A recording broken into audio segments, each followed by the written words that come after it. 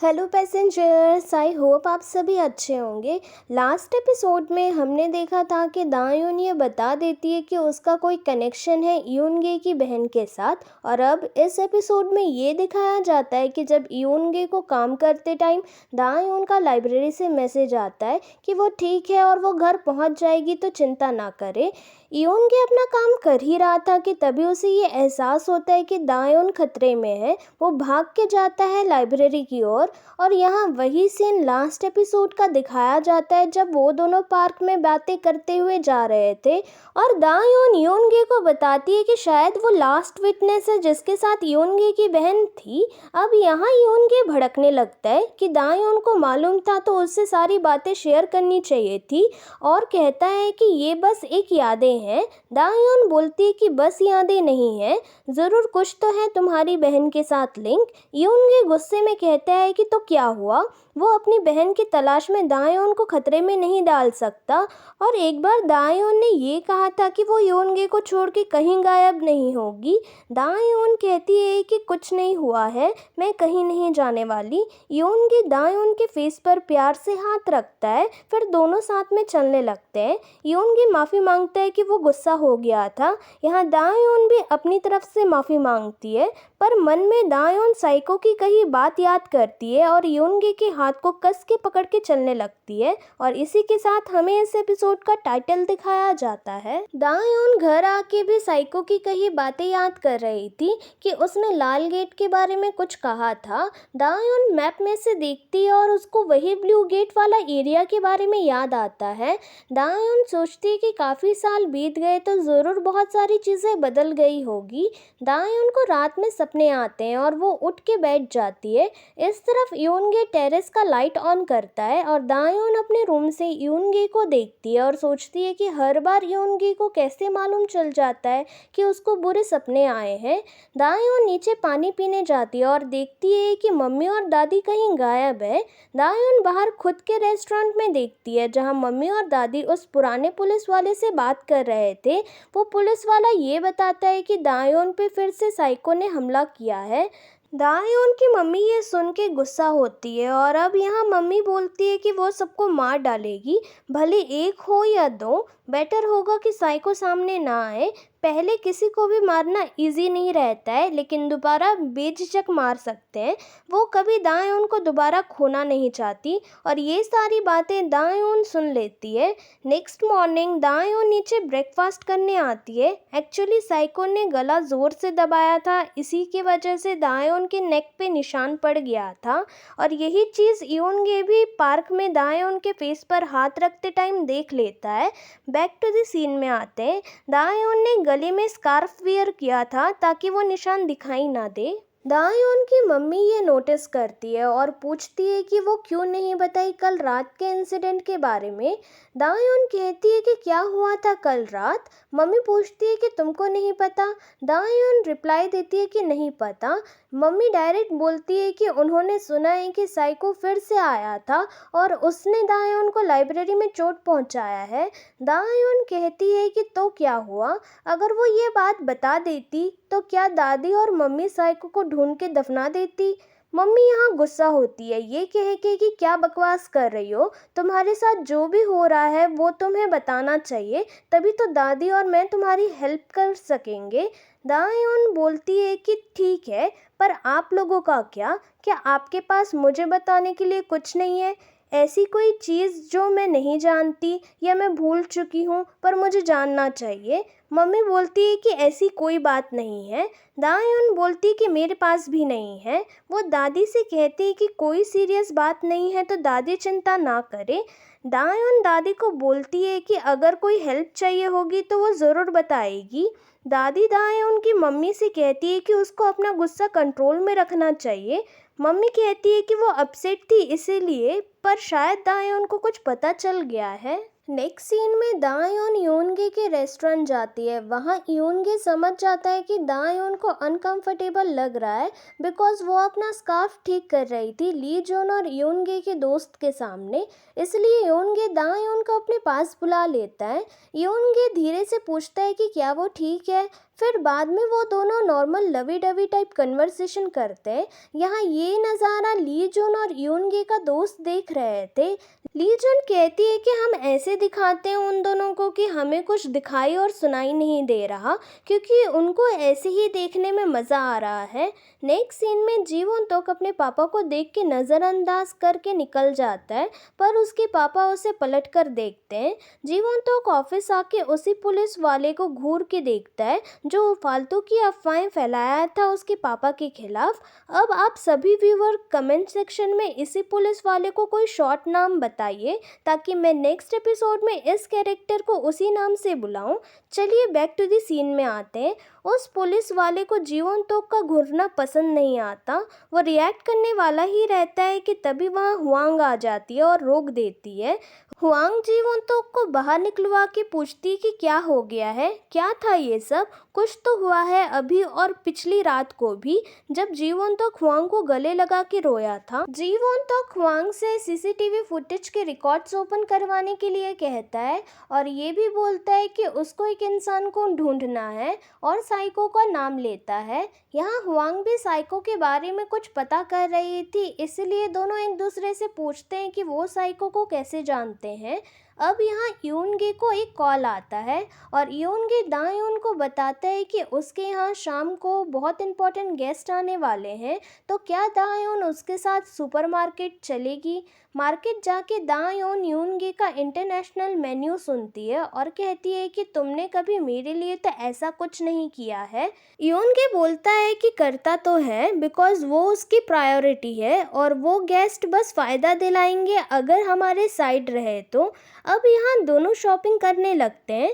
दायोन wine collection देखने जाती है और वहाँ पर सेल्समैन दायोन को वाइन डिटेल्स बताने लगता है, बट यूनगे बीच बीच में आके उस सेल्समैन को टोक रहा था और अपना अलग ही ज्ञान दे रहा था।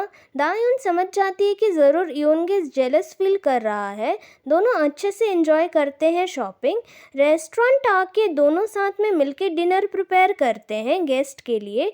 अब ये गेस्ट और कोई नहीं बल्कि जीवन तोक और हुआंग है। जीवन तोक का ही कॉल आया था यूनगे को।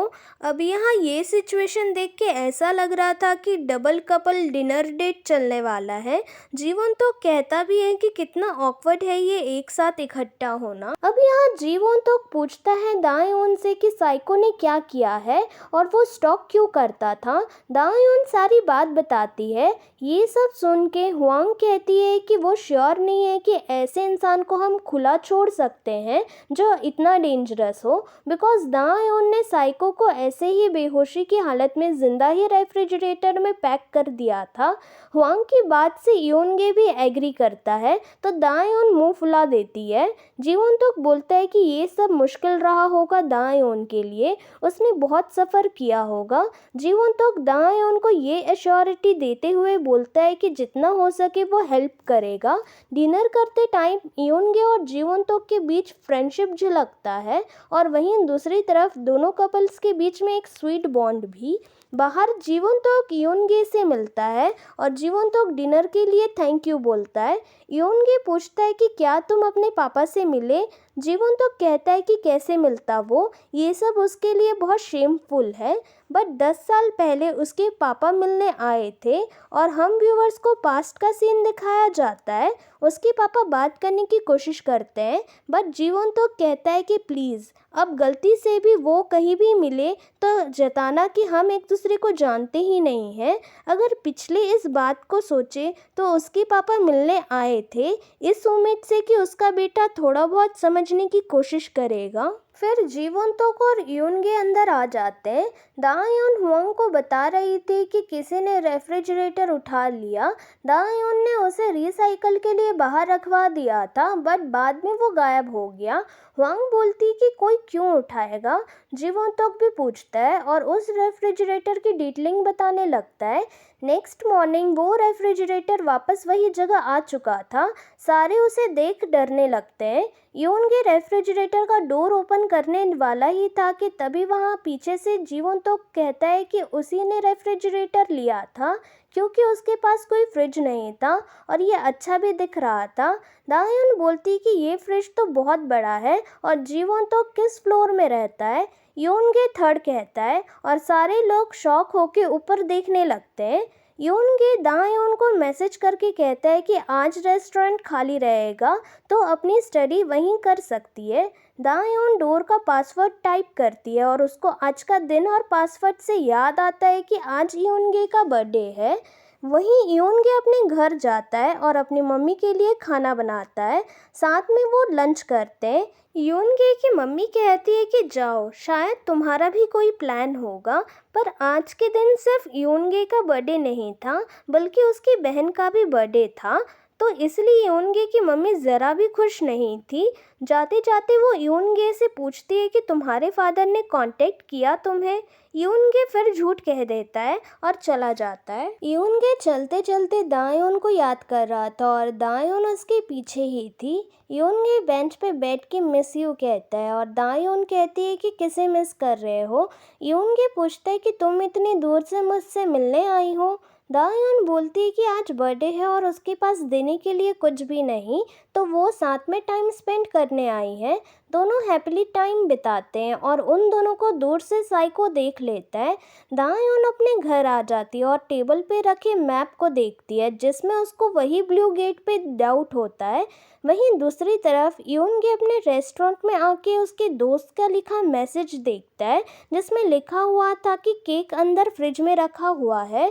यूनगे केक निकाल के अपनी बहन को और खुद के लिए अलग से टेबल पे रखता है और याद करता है अपनी बहन को। तभी वहाँ साइको आ जाता है और वो यूनगे को बर्थडे विश करता है और कहता है कि वो उसको गिफ्ट देना चाहता है। साइको यूनगे से बात करने के लिए बाहर ले जाता है। वहीं दायून उस ब्लू गेट को फिर से देखने निकल पड़ती है। अब यहाँ हमें बहुत बड़ा राज पता चलने वाला है। साइको यूनगे को एक गेम डिवाइस दिखाता है और बताता है कि उसको बचपन में ये गेम डिवाइस चाहिए था और हम व्यूवर्स को पास्ट का सीन दिखाया जाता है। साइको की नज़र उस गेम डिवाइस पे बहुत दिनों से थी। तभी एक दिन कोई शख्स आया और सवाल पूछा कि क्या तुम्हें ये गेम डिवाइस चाहिए। साइको ने हाँ कहा, बट उस इंसान ने इसके बदले कुछ मांगा और साइको को वो ये काम करना था ताकि वो उस गेम डिवाइस को ले सके। उस इंसान ने साइको को यूनगे की बहन को अपने साथ उसी लाल गेट वाले घर में लाने के लिए कहा था। पास्ट में साइको यूनगे की बहन से कहता है कि उसका घर पास में ही है तो कुछ क्रीम लगाने के लिए वो ज़रूर देगा। अगर वो क्रीम लगाएगी तो जल्दी उसका चोट ठीक हो जाएगा। साइको उसे ले जाता है और वहीं छोड़ के चला जाता है। एट प्रेजेंट साइको बेशर्मों जैसे हंसते हंसते ये सारी बातें यूनगे को बता रहा था और ये भी कहता है कि उसने इस काम को करने के बाद उस गेम डिवाइस को ले लिया था। यूनगे रोते हुए गुस्से में बोलता है कि ये सब तुमने इस गेम डिवाइस के लिए किया है और साइको को ज़ोर ज़ोर से मारने लगता है और पूछता है साइको से कि किसके कहने पे उसने ऐसा किया है, आखिर कौन था वो। साइको बोलता है कि दायून ने नहीं बताया, उसे सब मालूम है। इस तरफ दायून उस ब्लू गेट को ध्यान से देखती है और उसको पता चलता है कि वो गेट लाल है। दायून अंदर में एक और अंडरग्राउंड स्टोरेज में जाती है। अब यहाँ साइको बताता है कि उसे लगा कि एक लड़की वहाँ तक पहुँचाई है तो उसको एक गेम डिवाइस मिला है, तो अगर वो ऐसे ही दूसरी लड़की को भी वही उसी जगह पे ले जाएगा तो उसे और क्या क्या नहीं मिल सकता है। वो दायून को भी खेलने का लालच दिखा के वहीं ले जाता है। अब एट प्रेजेंट में दायून उसी जगह अंदर में यूनगे की बहन का विजन देखती है और अपने बचपन का भी। इसी के साथ इस एपिसोड का एंड होता है। आई नो स्टोरी अभी भी इनकम्प्लीट है बट अब हमें आगे के एपिसोड में ही पता लगेगा, इसीलिए मैं मिलती हूँ अगले एपिसोड के साथ। तब तक के लिए with lots of love, bye bye.